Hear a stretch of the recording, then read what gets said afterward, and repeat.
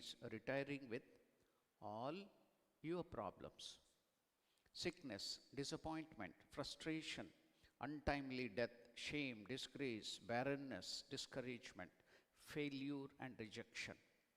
Yes, his successor, Mr. 2024, has asked me to inform you that Mr. 2024 will compensate you with long life, good health, abundant blessing, peace, joy, righteousness, promotion, uplifting, breakthrough. So, Happy New Year. Now, how do we celebrate New Year in India?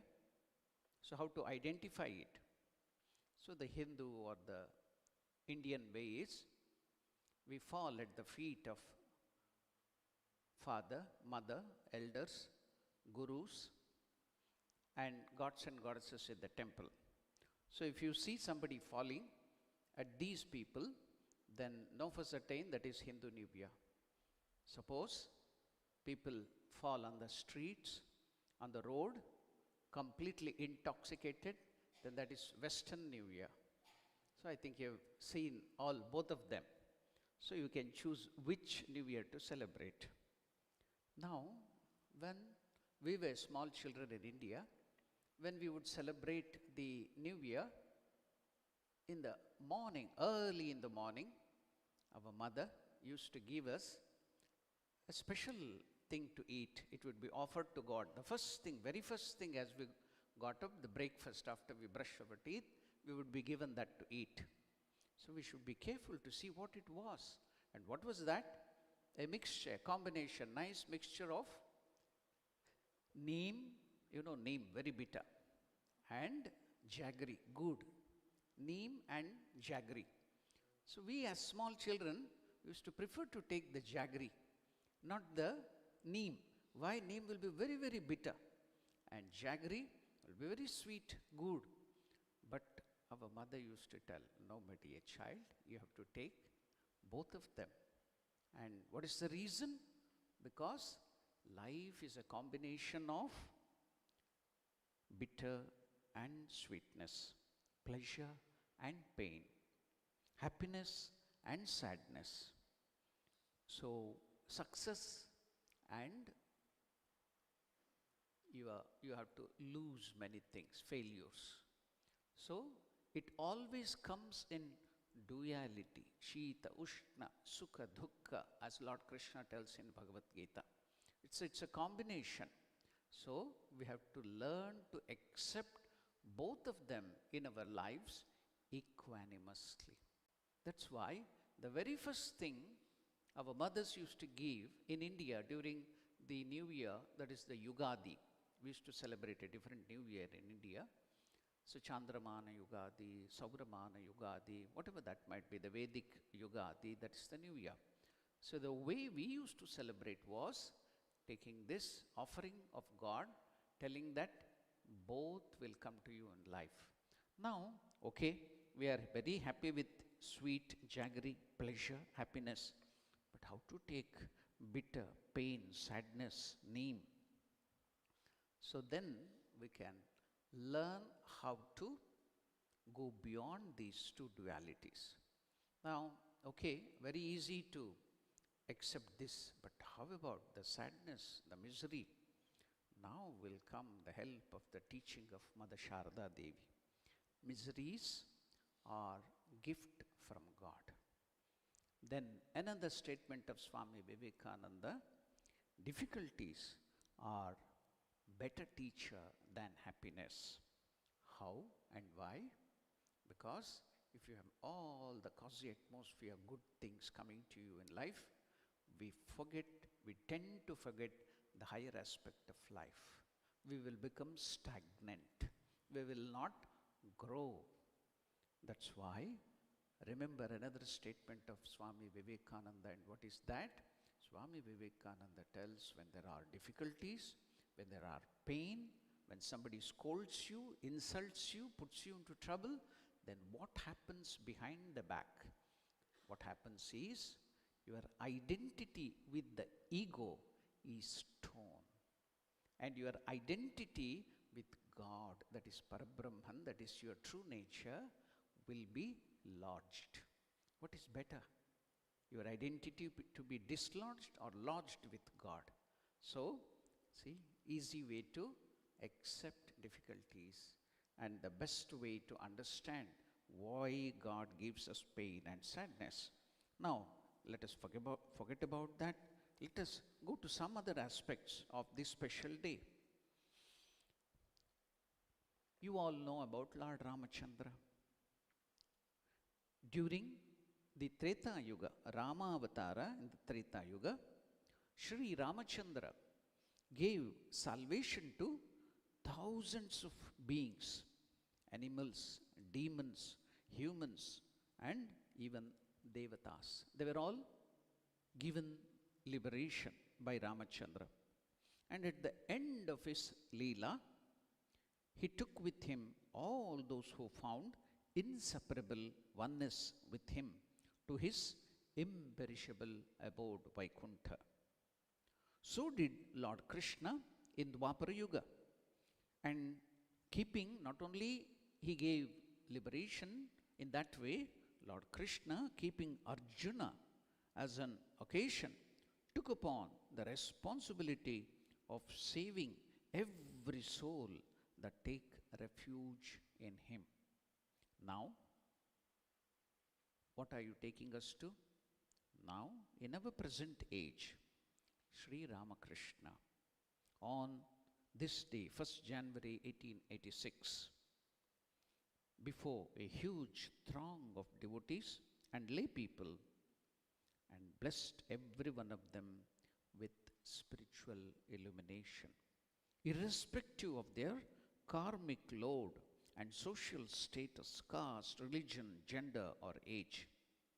So, on this day, you get assurance from Sri Ramakrishna that whatever be your past, whatever be your present, you shall be blessed with life eternal in the ocean of bliss, peace, love, absolute and everlasting freedom from the bondages of Prakriti, that is this nature. This bestowal and assurance is flowing down till today through generations and shall keep flowing eternally.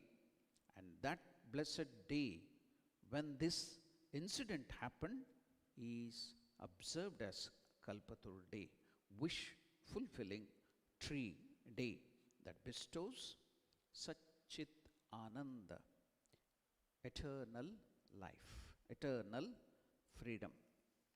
Now we shall go to see the first aspect, that is the New Year. New Year is calling us with all readiness to give us a warm welcome, and we need to celebrate and enter it. Just think, how do you celebrate your birthdays? When we are serious about our growth, evolution from our animal nature, the animal man, to our divinehood, birthday turns out to be a stock-taking day. We take stock of what we have achieved in these years that we have spent on this earth and what we have lost. That is to say, how much divinity like universal love, sacrifice, calmness of mind under all circumstances, inner peace, inner joy, service, attitude, etc. we have been able to project out and express. Similarly, think of how do you celebrate your marriage anniversary if you have been married. If you are not, don't worry about it. Somebody, I read a card in India, by mistake, the printing press people will not know good English. He had been asked to print the card of the marriage anniversary. And sometimes now you have this artificial intelligence. When you are typing, it will correct all the spelling and also it will correct the grammar. So it will give its own thing when you type something. Forgetfully, if you just tap it, you will get something else there. And what was printed on the marriage anniversary card which was distributed? So it had printed marriage unnecessary. Instead of marriage anniversary, by mistake, it got printed, artificial intelligence, so you should be careful. So instead of marriage anniversary, it was printed as marriage unnecessary, whatever that might be.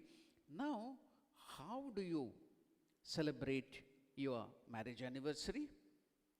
Marriage anniversary should be celebrated by self-introspection, individually and collectively by the couple.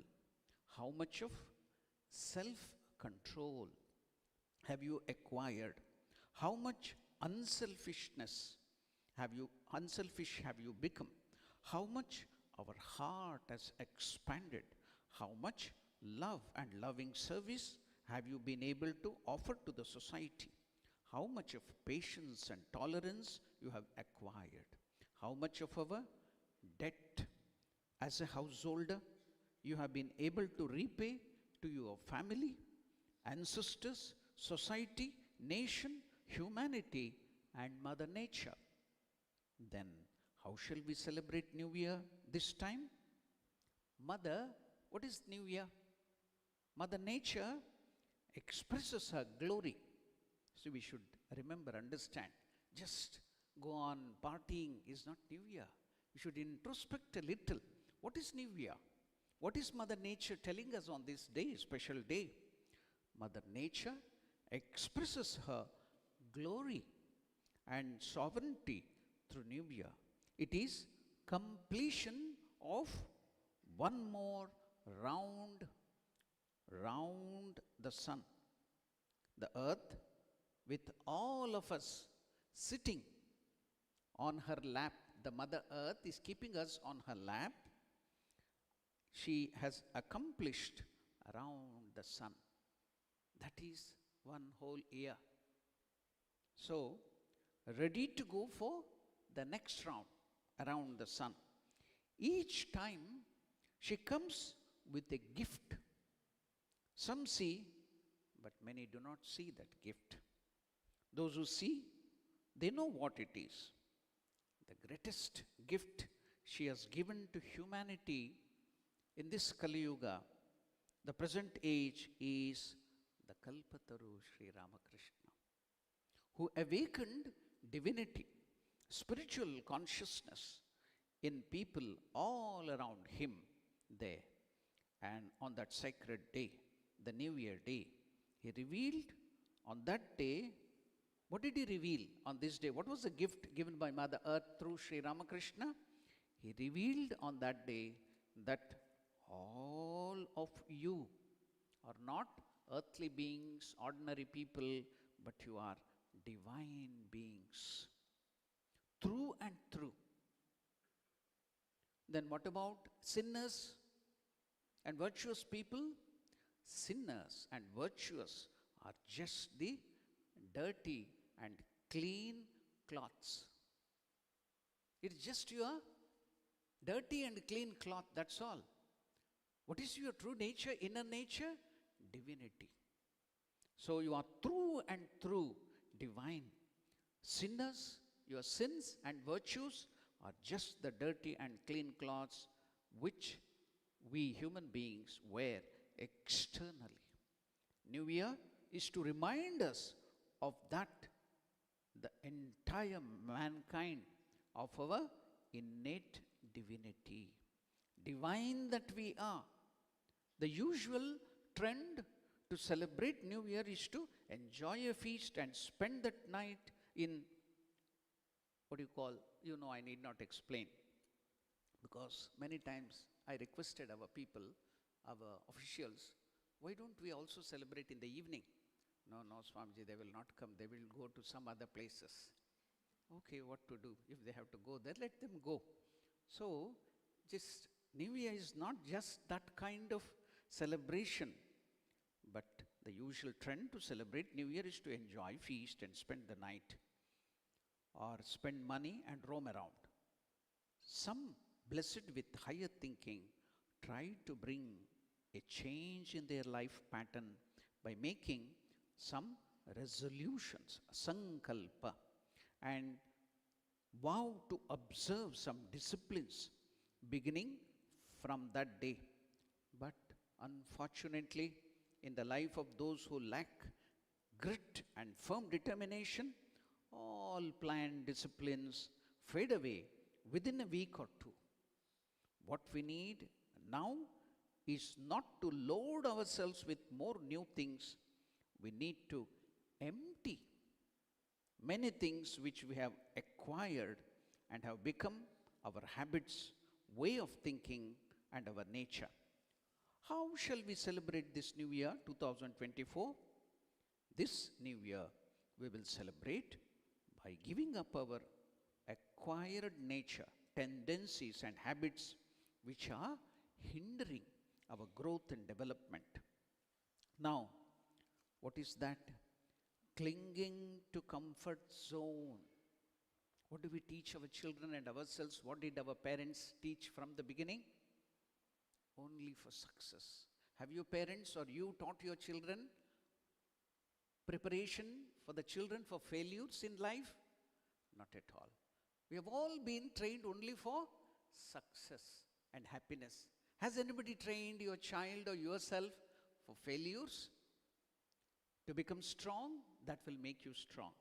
So clinging to comfort zone. In comfort zone, there can neither be growth nor development. Break that self-created prison house and emerge out. Meet challenges, meet difficulties, face the challenge. When I went to India, I had been to Kashi and many other pilgrimage sites. I went to Sankatmochan Hanumanji temple where Tulasi Das got the vision of Lord Hanuman, and Hanuman helped Tulasi Das ji to get the vision of Rama and Lakshmana. So he also composed the Hanuman Chalisa there. I went there and even chanted Hanuman Chalisa sitting there in that very place where Tulasi Das ji had composed that. If you come a little away, there is one Durga temple. What is the speciality of the Durga temple? Nearby that Durga temple, there is one lake, big lake. And the bank of the lake, there is a big wall. Now, Swami Vivekananda is an itinerant monk. He was walking. While he was walking on this bank of the lake, the wall on that side, one big monkey started chasing him. What do you do if monkeys chase you? Naturally, it's our instinct. We start running. Now, Vivekananda also started running. Seeing him running, when one monkey was following, many monkeys followed him. Hundreds of monkeys are behind him. Now they are making peculiar sound and they are about to bite him or attack him. That happened in Kashi at that place. And what happened? There was one sadhu sitting by. He shouted at Vivekananda, "Sadhu, do not run away. Face those brutes." Then immediately Vivekananda stopped. All the 100 monkeys stopped. He turned back and faced them. All of them went a little backwards. Again, he went towards them. All the 100 monkeys ran away and sat on the tree, ran towards the shelter of the tree. It's a very ordinary incident. Everybody might have faced that. You can know it's very ordinary. But Swami Vivekananda gives us a beautiful message through that incident which happened in Kashi. And what was that? Difficulties and troubles also will follow you in this way. If you run away without facing the difficulties, they will chase you and attack you. The moment you face one difficulty and go and attack it, and all the difficulties will vanish in your life. So, what do we learn on this day? Do not run away from difficulty. Do not sit in clinging to comfort zone. In comfort zone, there will be neither growth nor development. Break that self-created prison house and emerge out. Meet challenges in life. At one place, Vivekananda tells, if you are not facing problem in your life any day, that means you are not on the proper growth of your life. You should have some trouble and problems to face every day. Meet the challenges. Then you are on the right path, says Vivekananda. So, now we have to undergo inner transformation that leads you to higher level of thinking and higher level of awareness that keeps your heart expanding and your consciousness expanding to universal level. Now, do not dwell on negative inner dialogue. Most of us, what do? We sit in a corner the whole year, the whole day. We just go on punishing ourselves by thinking of the past and all the bad experiences. We meditate on that, dwelling in negative inner dialogue. Most of the people are caught in this net that kills time, energy, and brings down one's capability, spirit, and zeal. Your inner self-talk determines and shapes your perception, the way in which you weave and understand things, the way in which you react, and your conception of right and wrong and of reality. These downpulling, isolating, and self-limiting negative approach and inner self-talk has to be replaced by positive thought, positive waves, and divine awareness. Affirm your inner divinity, draw your inner potential, and positive encouragement. Now, because I have to also respect the time, now I will tell something about this Kalpataru day and I will end my talk. Now, it was the first day of January 1886. As Master felt rather well that day, he expressed a desire to come out of his room and have a walk in the garden of Kashipur for some time. It was a holiday, as you all know, and the household devotees came one by one in groups shortly after midday. Thus, when the Master came downstairs at 3 in the afternoon, so you have come to know when this happened. And day you know, timings also, 3 in the afternoon, a lot of devotees had assembled there in Kashipur garden house in the garden. People were engaged in conversation in the garden, under the trees, or inside the house. As soon as they saw Master, all got up out of reverence and bowed down to him. He came down to the garden path through the western door of the hall on the ground floor and was slowly proceeding southwards to the gate. Now, you should meditate on this. You should see that through your inner eyes, what is happening. Slowly, Master is moving in the Kashipur garden and slowly proceeding southwards towards the gate when all followed him at a little distance. When he came to the middle of the path leading to the gate, he saw the great devotee Girish Chandra Ghosh, Ramachandra Datta, Atula, and few others sitting under the tree to the west of the path. They also saw him and saluted him from there and came joyfully to him. Now, the Master addressed Girish all of a sudden, before anybody had spoken a word, and said, Girish, you, I find, say to one and all, everywhere, so many things about me, that I am an incarnation and that and this. What have you seen me in me and understood about me that you do so?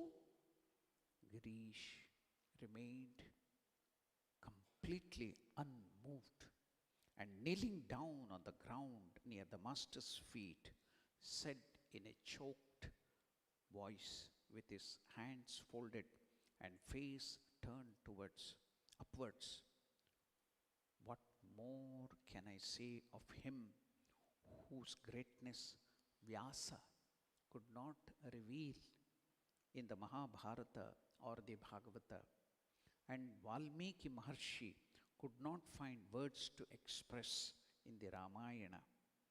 The Master was charmed at this fervent utterance of the devoted Girish and blessed all the devotees assembled there through their representative Girish. What more shall I say to you? May you all be blessed with spiritual awakening. May you all be blessed with spiritual awakening. Tomader Chaitanya Hok. Besides himself with love and compassion for the devotees, hardly had he said those few words when he entered into the highest state of yoga, bhava samadhi. Those words of profound blessing, untouched by slightest trace, slightest tinge of selfishness, directly entered the devotee's heart, where they raised high billows of bliss, ananda. They forgot time, space, forgot the diseases and everything. They only knew the sympathy of Master. Now they found, just like a mother, calling them, the children, affectionately to him, giving protection like a mother, sheltering her children against all ills by covering the mother. You know, in India, they wear saris. So they protect the child with the edge of the sari, pallu, covering them lovingly with the upper part of the sari. Then they became eager to know, bow down to him and take the dust of his feet, and filling the quarters with the cries of victory to Sri Ramakrishna, Jai Sri Ramakrishna, Jai Sri Ramakrishna, began saluting him and taking the dust of his feet and filling the quarters with that cry again and again. Now, Master's compassion transcended all bounds and brought about a wonderful phenomenon. We had almost daily, now Shardanandaji Maharaj, in that great master is writing, we had all the direct disciples, they had almost daily seen Master at Dakshineshwar losing himself in grace and compassion for certain devotees and blessing them by his extraordinary potent touch in the state of divine semi-consciousness. But here he began touching each one of the devotees assembled on that day in that divine mood. The joy of the devotees, it is superfluous to say, knew no bounds at that act of the Master. They felt that he would not henceforward keep concealed the fact of his divinity, either from them or from anybody else in the world, and knowing as they did nevertheless their own defect, spiritual destitution and incapability, they had not the slightest doubt that all alike, the sinner as well as the afflicted, would find refuge at his feet, a touch of which dispelled all fears forever. Now, unable to utter a single word owing to that wonderful occurrence, some were only looking steadfastly at him, under the spell of the mantra, as if they were under the spell of some mantra. Some other called aloud to all within the house to come and be blessed by receiving the Master's grace, and still others collected flowers and worshipped him with them, uttering mantras. Soon, what happened there? Master, did he act as a wish-fulfilling tree? Some devotees like Ramachandra Datta have described the happening on that day like wish-fulfilling tree. But the transformation of Master of himself into that wish-fulfilling tree, what was that? Shardanandaji tells, it is more reasonable, it seems to us, to call it as the self-revelation of Master, or the bestowal of freedom from fear. It is a self-revelation day for all devotees by revealing himself. The Kalpataru, it is said, gives whatever you ask, good and bad. You all know the story in the gospel. One person walking in the forest, he was so tired, he sat under a tree and he told if there would be cool water, it would be so nice. There was cool water. He drank it and he told, oh, I got such cool water now. If I had delicious food, it would be so nice. All the delicious food is there. Oh, I have eaten to my fill. Now, if there was cot and all that beautiful thing there, then the cot appeared. Sleeping on the cot, he thought, if there would be some there to massage my feet and look after me, some, what you call the dasi or the maid or somebody appeared. Everything is there, fanning, massaging. Then he told, oh, this is a forest. If by chance tiger comes and falls on me and kills me, tiger came, fell on him, killed him. So Kalpataru is that which will give you whatever you ask, good or bad. Do you want such Kalpataru? No, Master was not that. Master did not do so. He made clear through this event the fact of his being God man and his bestowal of protection against the freedom from all fear. He will not give you anything bad and put you into trouble. He will give you only good. Remember that. And now, with that message, I will end. What is that message? May this year bring about great changes in your life that fasten your spiritual unfoldment. May you find lasting peace within and joy in your life. May your heart be filled always with love and light. Have faith and know for certain that you are on the path to grand success. Whatever you think, you shall be. So be loving and kind to yourself and everybody. Om Shanti Shanti Shanti Harihi Om Tat Sat Shri Ramakrishna Arpanamastu.